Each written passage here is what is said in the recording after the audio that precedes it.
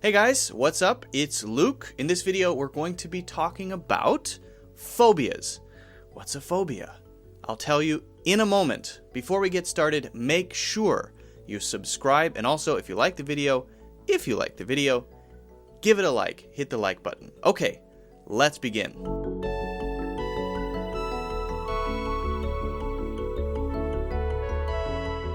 Is there anything that you are really afraid of, extremely afraid of, that maybe the people around you, maybe your friends, are not afraid of? If not, congratulations. Good job. Great job. If so, you may have a phobia. A phobia. What is a phobia? A phobia is an extreme fear of something. That's what it is. It comes from actually not English, but Greek. And we use this Greek root word to describe extreme fears. Now, how do we use it? And what are some of the different phobias? That's what we're going to talk about in this video, okay? But before we really talk about these phobias and how to use the word phobia, I need to warn you of some of the content in the video. It's going to be a little bit perhaps disgusting, a little scary, a little shocking. So be ready. Hide your kids' eyes, cover their ears. You might see some horrible things. I'm just looking for my warning button. Where's my warning button? Hold on. Hey, Mushroom, do you know where my warning button is? I don't know. Oh, there it is. Oh, here it is. Okay. Warning! Some of the things you'll see in this video are potentially terrifying to those of you who have these phobias. Oh, no, that's not right. Wrong one. That one? This one. Warning! Warning, some of the things that you'll see in this video may disturb you. All right, you've been warned. So now don't complain to me. I've warned you. If you continue watching this video and you're disgusted or freaked out by it, tough. You decided to watch it. Deal? So there are really two ways to use the word phobia to describe fears. One just replaces the word fear. We might say a phobia of snakes. Or we could use about. A phobia about water, for example, if someone is afraid of water. Now, there is this other really common way to use phobia, and that is when the whole word is not English, but Greek, from Greek roots. For these, it's always the same pattern. There's the Greek root word, which is the thing that you're afraid of, and then at the end of it, the word phobia. So it's phobia. And we're going to learn some common phobias, the actual full Greek names of these different phobias. Wait a second.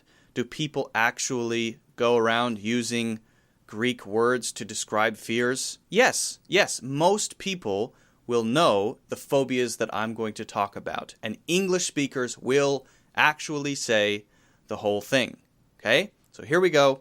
6 common phobias and how to say them. Ready? Acrophobia. Acrophobia is the fear of heights, or a phobia of heights, being in high places. By the way, this is definitely not me. I really enjoy being in high places. So I don't have acrophobia, but if you have it, you can say, I have terrible acrophobia. I have terrible acrophobia, or I have acrophobia.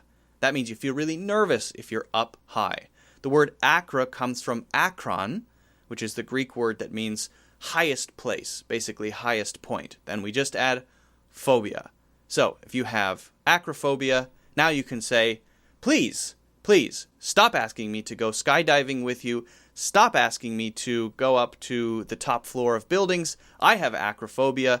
Leave me alone. I will wait for you on the ground floor. Aquaphobia. Aquaphobia. Now maybe you can guess this one because you've probably heard of Aquaman, you've heard of Aquafina, so this is related to water.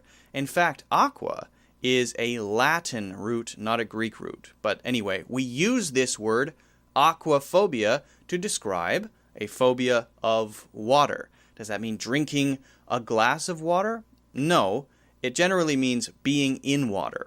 So if you're afraid to jump into a lake, or you're afraid to be in a large swimming pool, or you're afraid of The idea of maybe being in a boat in the middle of the ocean. If you're afraid of large bodies of water in general, you probably have aquaphobia. Congratulations. Great job. So maybe if you don't know how to swim, for example, you're afraid of being in water because you're afraid if you're ever in water and your feet can't touch the bottom, you will drown. Or maybe you didn't learn to swim because you have aquaphobia. It's the chicken or the egg. I'm not sure which one comes first. Agoraphobia. Agoraphobia. Now this word by itself is agora, which was the marketplace, an open public space with a lot of markets in ancient Greece. So does that mean if you have this phobia that you're afraid of going to the supermarket? Well, not exactly. This one is more of a social fear, social anxiety. And it could include a couple of different things. Maybe it means you're afraid to leave your home and be out in public, in large spaces. So it often refers to being in big spaces, often around a lot of people, where you worry that you could have a kind of panic attack because you're afraid of social interaction, or maybe you're afraid of being embarrassed. This one can also generally be used for people who are just afraid to leave their homes. It doesn't mean only that they're afraid of being in social situations or being in large spaces. It just means people are afraid to go out of their homes. Maybe because they have some anxiety about the dangers out there in the world. There's a TV show called Shameless, and one of the characters in that show has agoraphobia. She's afraid of what might happen if she leaves home, because so many things could happen. She could get hit by a car, she could get attacked by a dog, someone might steal her phone, anything could happen. So she has agoraphobia. Again, not because of social fear, but because of danger. So it's really used for both. Claustrophobia. Claustrophobia. This one may be one of the most common. So this word claust is related to the bolt on the door that keeps the door closed. So claustrophobia is the fear of being in small spaces that you can't get out of. Either small locked rooms, or maybe the fear of people crowding around you so closely that you can't get out, or the fear of maybe being buried underground alive. I think it's a pretty common fear. I remember I had this one time very seriously, where I went into a small room, and I went to the door, and I turned the knob, and it wouldn't open. And then I turned around, and there was the other door that I had come through, and I turned that, and it wouldn't open. And I thought, oh God, I'm going to be in here forever. I'm going to be here forever. So that was a moment of claustrophobia. And it's not a good feeling. It's a terrible feeling. Now, I mentioned being buried alive. So I guess if you're buried alive, you have claustrophobia. But you also have taphophobia. I think that's how you say it. Taphophobia is specifically the fear of being buried alive. Arachnophobia. Arachnophobia. Fear of spiders. I will admit I have this one 100%. I have a phobia of spiders. I have a spider phobia. I have arachnophobia. That scene from, I think it's the second Harry Potter movie, with that giant spider that is, it's a robotic spider. It's not a digital spider. That spider, when I watched that movie as a kid, scared the crap out of me. And just the idea of spiders attacking me or being near me is really scary. I'm not sure why. I guess because spiders are dangerous. But if you have this fear, you have arachnophobia. Do you want to hear something weird? Before I filmed this video, I was taking a nap. I took a short nap. And I had a terrible dream that I was being chased everywhere by a spider, a tarantula that was about this big. And I would run far away, and I would think, okay, there's no way a spider could still be here. There's no way. And then I would look down, and there it was. Always right there, running at me very quickly. It was a really terrible dream. It was really scary. And I'm just glad that I'm awake now. I'm glad that I'm not still in the tree.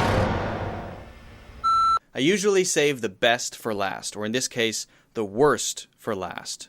The last one that we're going to talk about is trypophobia. Trypophobia is the fear of holes that are close together. Now, I have to warn you again, okay, this is going to be disgusting, so just get ready, everyone. Get ready. Okay, I'm going to hit the warning button again, not that one. The warning button again. Be ready.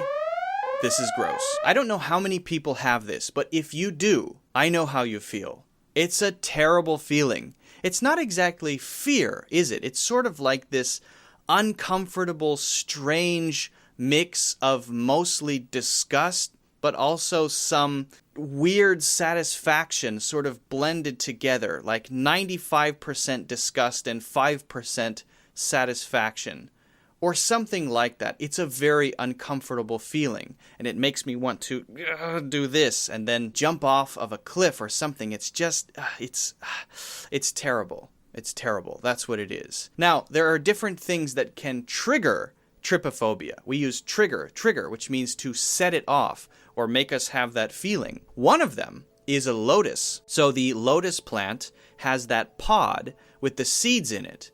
And for whatever reason, that thing often triggers trypophobia in people who have trypophobia. So if you search online trypophobia, you'll probably see lots of pictures of that lotus seed pod, whatever that thing is called. One weird place where my trypophobia was triggered was the SHENZHEN airport.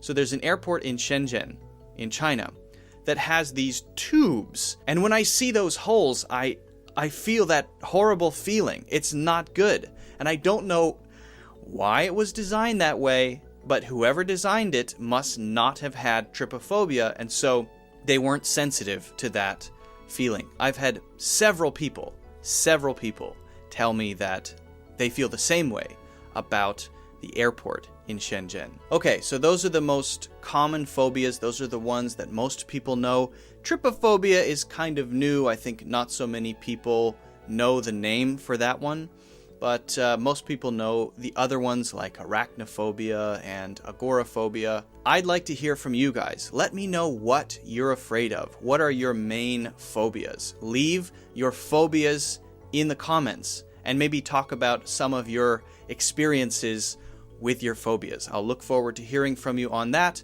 Don't forget to give the video a like if you like it, and I will see you next time.